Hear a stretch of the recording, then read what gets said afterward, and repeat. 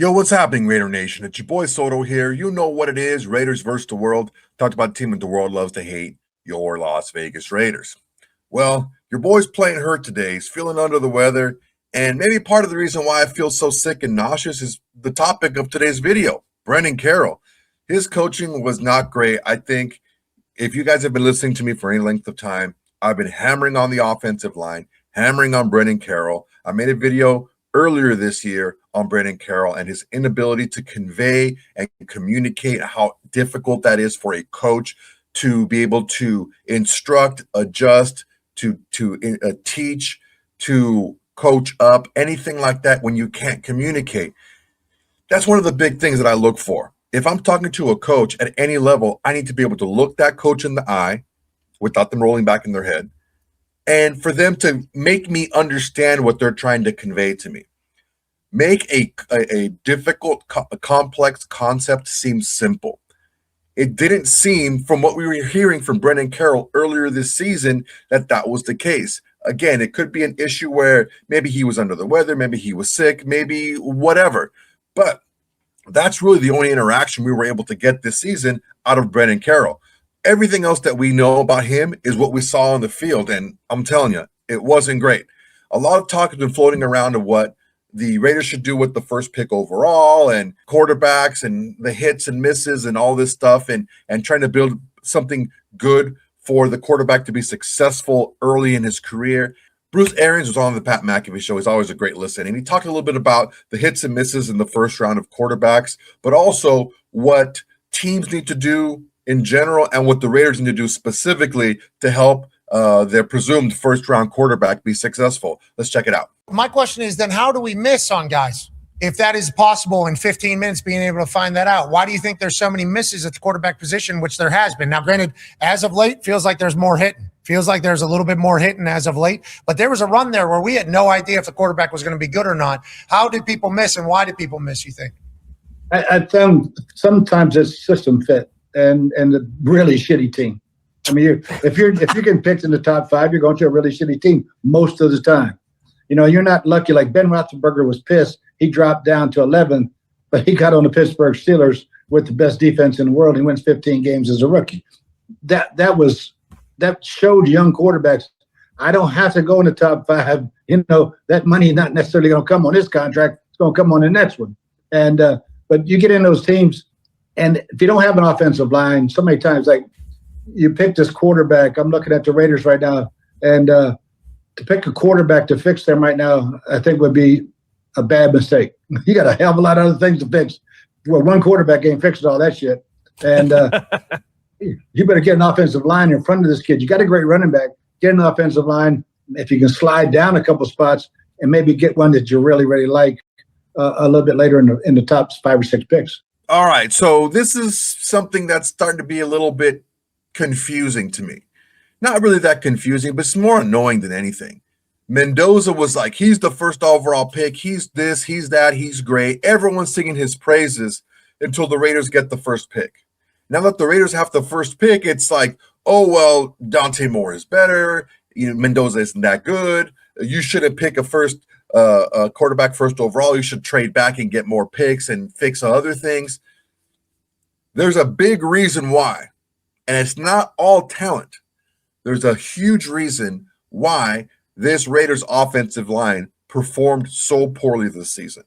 And his name is Brennan Carroll. Now, I know Pete Carroll hired him, but Brennan Carroll had to do the job. ESPN wrote an article about things that were happening and what went wrong in the 2025 season. And a good chunk of that was on Brennan Carroll specifically. Now, that's kind of weird, right? You have a head coach, you have all these players, you have a GM, you have Tom Brady, you have all these guys, a quarterback that didn't, offensive coordinator that was fired midseason. You have all these things that are happening, and a big chunk of this article was about the offensive line / run game coordinator. Whew, that's real business, man.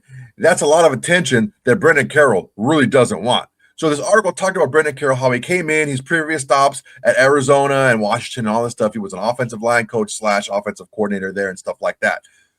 There was huge concerns coming in. People were talking about, I mean, not just players, but agents and people that worked in the building for the Raiders were talking about, man, Brennan Carroll, that seems like it's a huge nepotism. And not all nepotism is bad, because there's been some hires where the person who is either a relative or a close friend or something, but it turned out really well. This is nepotism in the most negative way possible, because there's a lot of things that people were criticizing Brennan Carroll about from the very beginning. He didn't seem like he was a guy that was detail oriented. He was seen to be rushing through individual drills, doing a lot of what and not a lot of why. Do this and don't explain why you do it. The problem is the defenses in the NFL are geared. They're made to confuse. So if you don't let the offensive line know why you're doing things, they don't understand the process behind why, they're going to get confused. They're going to end up blocking each other like we've seen. They're going to end up blocking nobody. They're going to end up taking false steps, poor technique. You're going to see that over and over and over. And that's what we saw from a lot of players on this Raiders offensive line. Are they as bad as they seemed this season? I don't think so. Now, there's a few players that didn't have any business being on the field and starting games. Putnam, Kappa again, Meredith, those guys, for whatever reason, we can't pin that specifically on Brennan Carroll. That may have been some Pete sprinkled in, some Chip Kelly sprinkled in. But ultimately, if you're the offensive line coach and the run game coordinator, that offensive line is your responsibility. And if you're trotting guys out there who are clearly worse than the guys that are on the bench that came in later and played much better, that's a huge mistake. Also, there is some talk in this article that the offensive line had to do extra meetings. They met extra on the side to work things out, to work out the whys, to work out the rules, to work out what do we do in this case, what do we do in that case.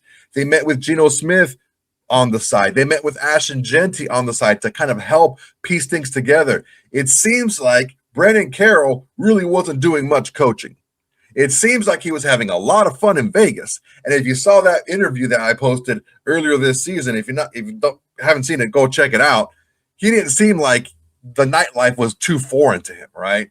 From a player's perspective, there was some mixed reviews. I think Colton Miller said some pretty balanced things about Brennan Carroll, and he's a professional. I get it. But basically, the overall team response was this guy didn't know what he was doing. He wasn't really helping. He was just kind of out there as a body to kind of babysit, and he wasn't really instructing, and he wasn't really developing.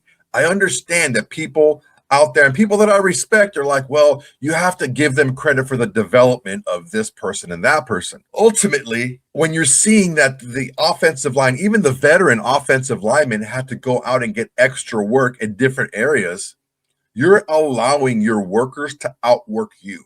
If you're going to be a leader of any kind, you cannot let the people who work under you work harder than you. You have to outwork them. And it didn't seem like Brennan Carroll was doing the amount of effective work to be able to affect this offensive line in a proper, positive way. And here's some specifics, okay, from this article. The first one is an agent of an offensive lineman. So one of the agents, I don't know who it is, and I don't really have a guess. But the agent said this in this article: this offensive line coach is the biggest issue with this team.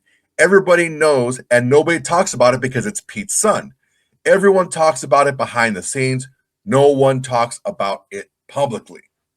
It seems like Pete Carroll was very protective of his son. And I get that. I understand. But in the grand scheme of things, this is not going to help Pete Carroll. It didn't help Brennan Carroll. And it's not going to help Brennan Carroll in the future when he's seen as a guy that only gets a job because his dad is Pete Carroll. Not good, and not good results. Another part of this article said, a different agent, this is a different one from the original one, there is some sort of nepotism going on. The same agent went on to add context about Brennan Carroll's coaching style. His client reported that Brennan rushed players through individual drills at practice and didn't teach them what they were trying to achieve in specific drills. He just say, do this, do that, do this, not explaining what they're trying to learn, what they're trying to refine.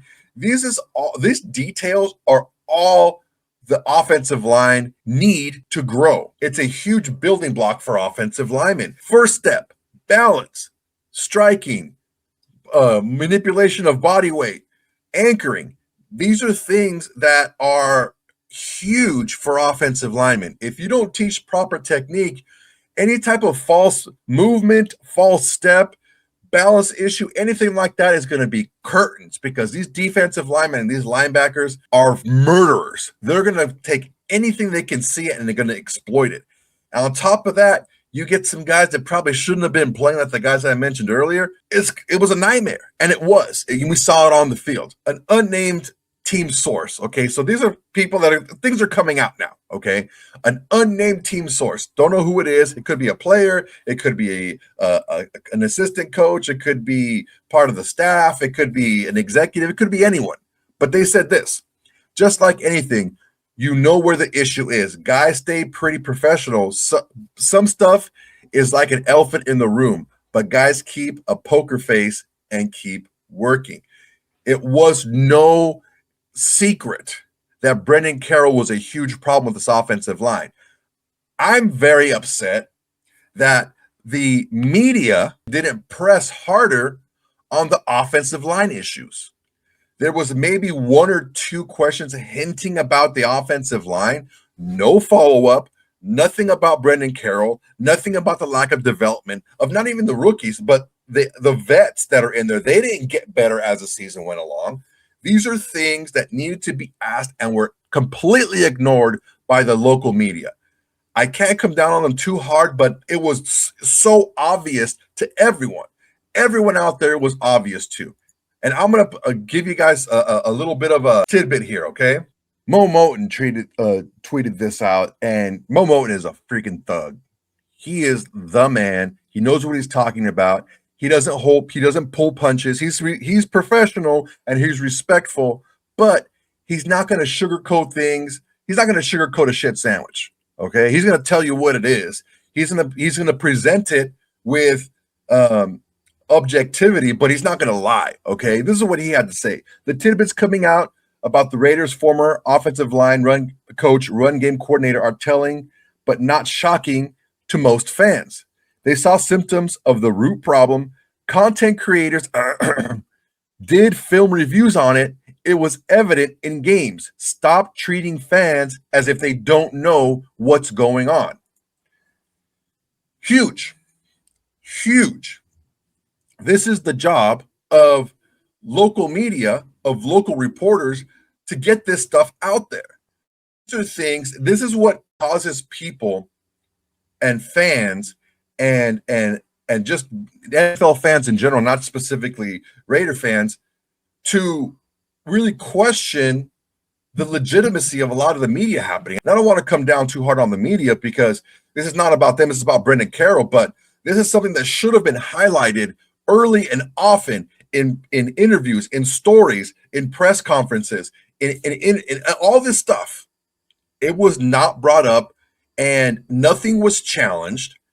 And it's like, I understand that people have to write a story and they have kind of an angle. What's a better angle than one of the worst, if not the worst, rushing attack in the NFL, the worst offensive line play in the NFL, players who are undrafted free agents who are just bouncing around, who are starting over third-round rookie draft picks who have showed a lot of promise. Then those rookies finally get in the game and play better than those undrafted free agents that you said were better before. There's a story there, and nobody talked about it. And I'm not saying that the people in the building, as far as like the players or other coaches or executives, because Pete Carroll is the head coach, and you want to walk on eggshells, you want to burn any bridges, but that's the job of the local media, man. It's freaking crazy. So basically, the bottom line, you have the offensive line meeting with DIDNT and Gino to fix issues that they see, because Brennan Carroll is not fixing it during film study. Everyone knows that freaking Brennan Carroll is a freaking Nepo baby who just got in there because his dad is Pete Carroll. Ashton Jeanty actually had film study every Monday with John Spytek to go over film. John Spytek offered his services to break down film with his first-round rookie because he wasn't getting the attention he needed in the run game coordinator sessions. Also, about Spytek, too, who's kind of a thug, too, is teams were calling about Jackson Powers Johnson. He's like, we're not trading Jackson Powers Johnson. We're building with Jackson Powers Johnson. So all these things were clear as day to so many people. And you're looking at this stuff as a Raider Nation. We're like, what is going on here? Why was the stuff not covered earlier? We saw it. They saw it. Everybody saw it. Why was it not a bigger issue? My big gripe is the people whose job it was to bring this to light didn't do it. And if they asked a roundabout question about it, they didn't force any issues. They heard about this stuff during the season. Okay, this is not stuff that came out just after the season was over. These people that are locked in inside, they knew about stuff that was happening behind the scenes, about these players having players-only coaching sessions and trying to figure things out because Brennan Carroll wasn't worth a shit. And they didn't talk about it. Why not? Is Pete Carroll going to get mad and be like, oh, I'm not going to answer any of your questions anymore? No, this is crazy, man. This is what really bums me out about what happened this season.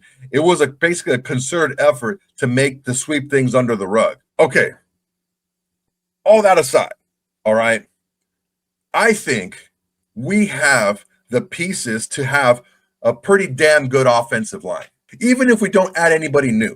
Left tackle, Colton Miller. Left guard, DJ Glaze. Center, Jackson Powers Johnson.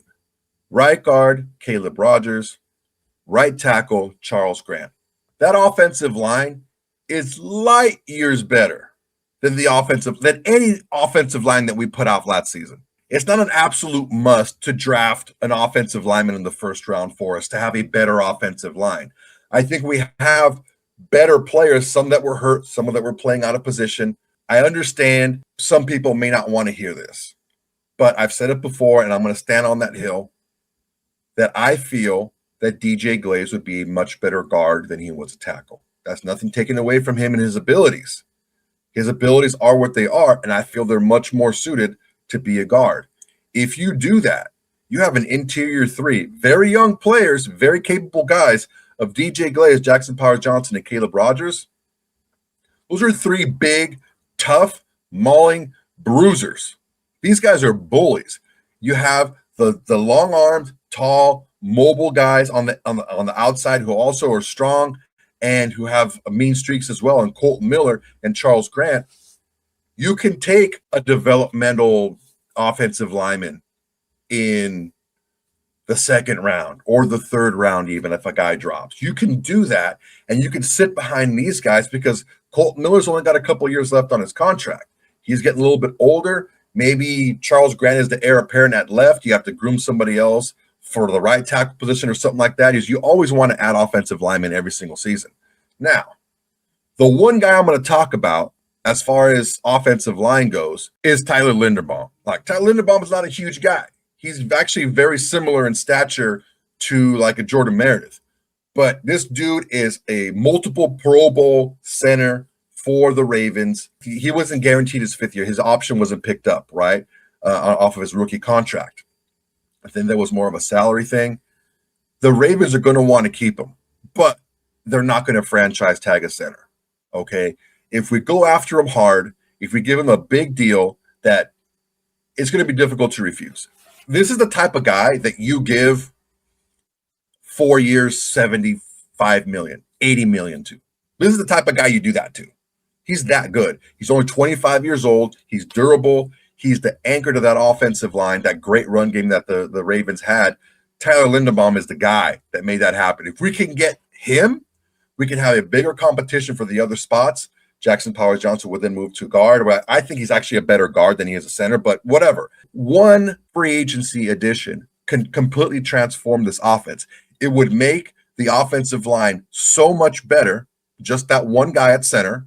It would make the run game way better, the protection for the quarterback much better, and no one's talking about, oh, well, you can't protect the rookie quarterback that you took in the first round.